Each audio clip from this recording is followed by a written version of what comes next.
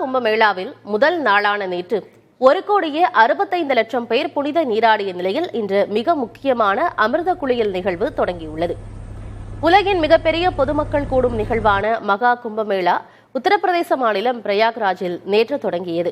3 நதிகள் சங்கமிக்கும் திரிவேணி சங்கமத்தில் 1,65,00,000 பேர் புனித நீராடியதாக அரசு தெரிவித்தது.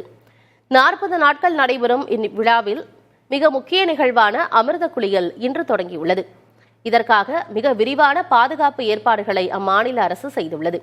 தற்போது நடைபெறுவது 144 ஆண்டுக்கு ஒருமுறை நடக்கும் அரிய நிகழ்வு என்பதால் அடுத்த 1.5 மாதங்களில் சுமார் 40 கோடி பேர் குவிவார்கள் என எதிர்பார்க்கப்படுகிறது.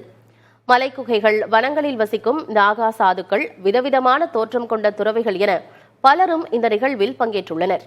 இந்தியா தவிர பிரேசில், தென்னாப்பிரிக்கா போன்ற நாடுகளிலிருந்தும் பக்தர்கள் குவிந்துள்ளனர். ஆப்பிள் நிறுவனர் ஸ்டீவ் ஜாப்ஸின் மனைவி துறவியாக மாறி இந்நிகழ்வில் பங்கேற்றுள்ள அமெரிக்க முன்னாள் ராணுவ வீரர் மைக்கேல் உள்ளிட்டோர் இந்நிகழ்வில் கவனம் கவர்ந்துள்ளனர்.